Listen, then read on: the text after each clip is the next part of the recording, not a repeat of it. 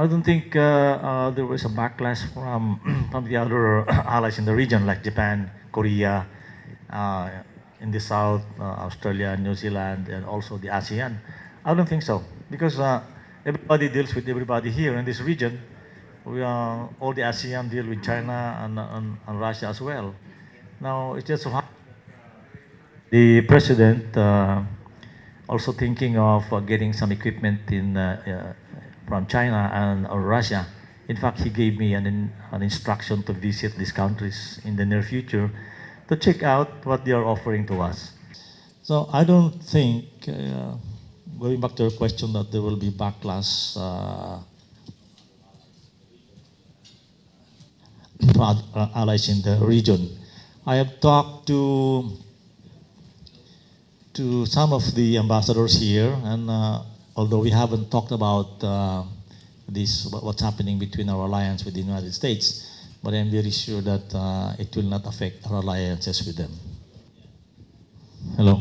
For the first question, I think the word misinform is actually not the correct one. I think I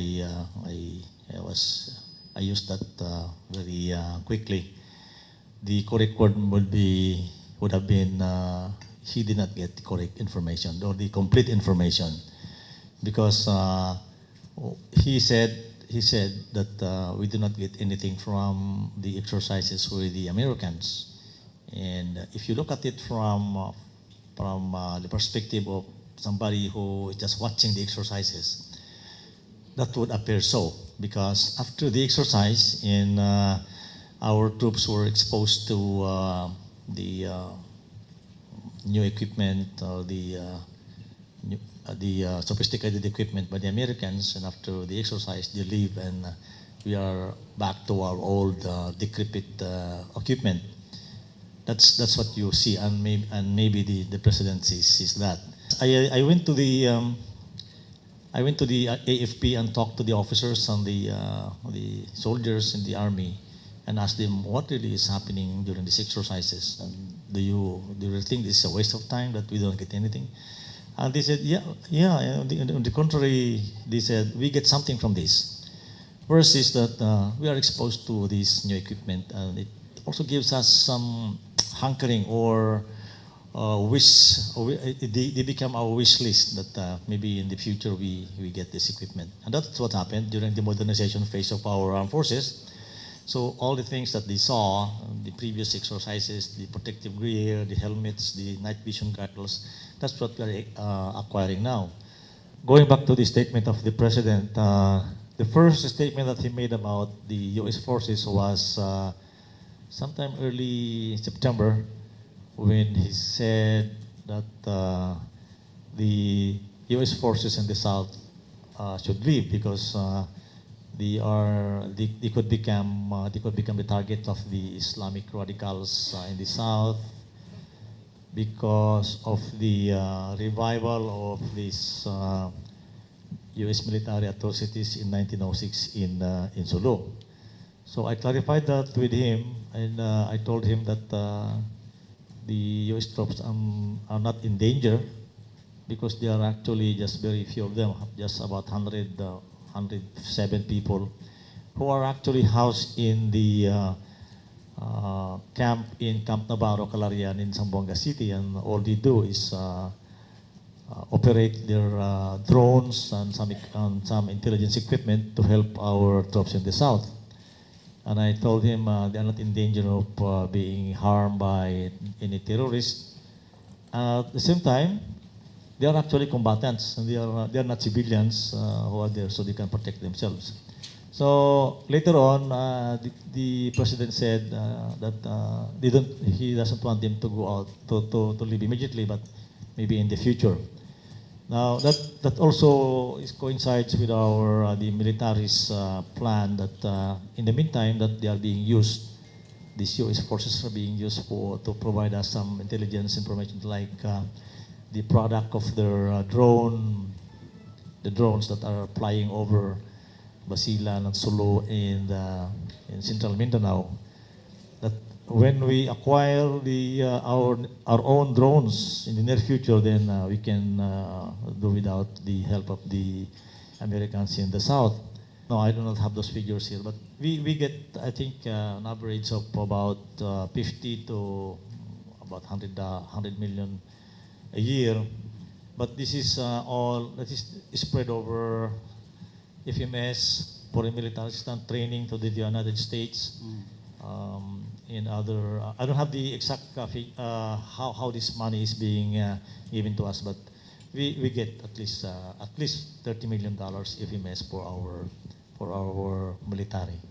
We have been allied with the United States since 1951, when the Mutual Defense Treaty was signed between the two countries, and all we got from that time until the bases left in 1991 were all hand-me-downs.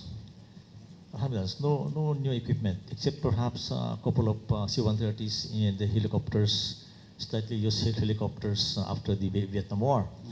And after that, all hand-me-downs, ships that were about to be decommissioned, refurbished and given to us, helicopters. When I was defense attaché in Washington, D.C., I got, we got 20 helicopters, also refurbished.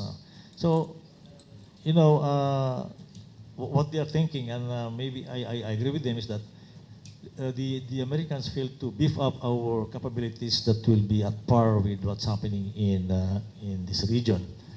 But on the other hand, maybe while they failed to give us this equipment, also our government failed to provide enough funds for us to buy also equipment.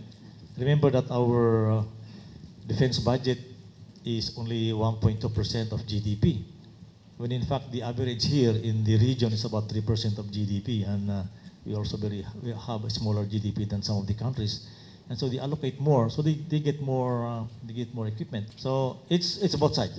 The Americans just left us there with the World War II vintage ships that they gave us in the 1950s, still running up to now. We are still maintaining them. It's only recently, during the time of during the time of President Ramos, when they started allocating funds for our modernization, because we had this modernization law in 1995, and they started allocating funds during the time of President Arroyo, which is spilled over during the time of President Aquino.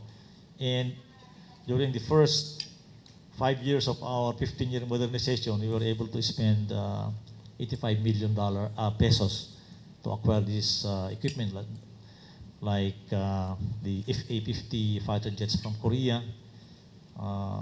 We have a contract with Hyundai for 2 frigates. We have a contract with shipyard in Indonesia for 2 ships. So, and we also bought Agosta helicopters, all-weather helicopters from Italy.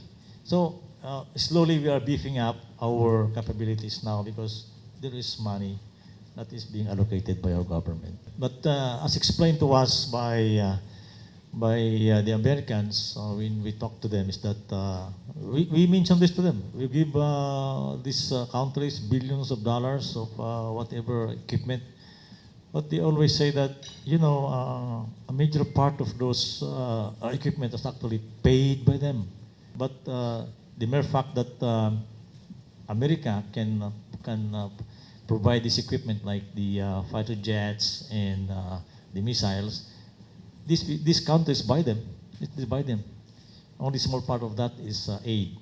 The major part of those equipment are actually bought by Saudi Arabia, bought by Israel, bought by Jordan, and all those countries that have relationship with the United States. By the US, that they cannot just give this equipment away free,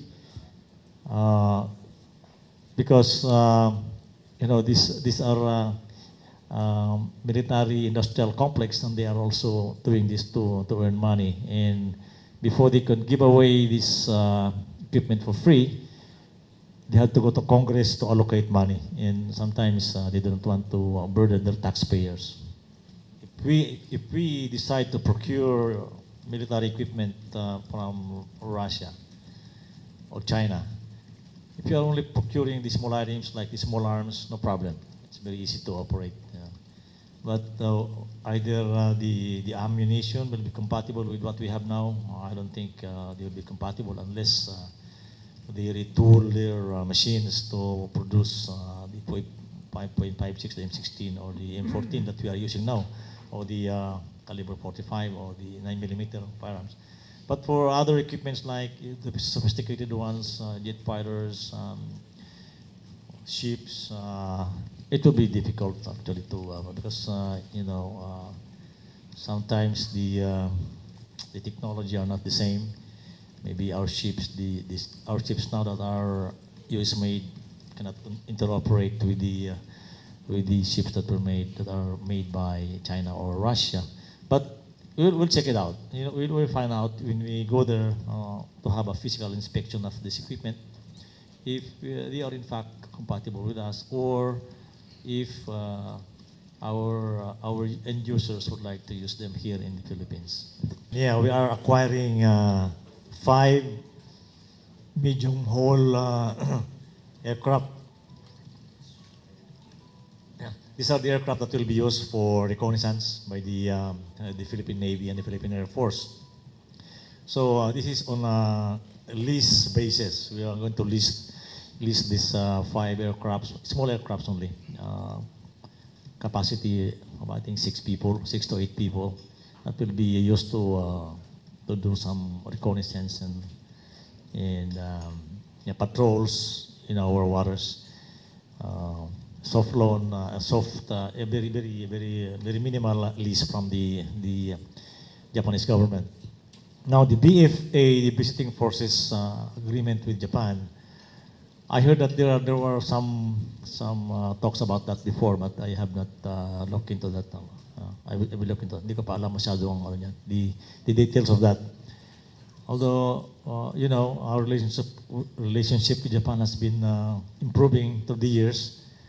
They have given us, or they are giving us actually 10 or 8 Coast Guard patrol ships.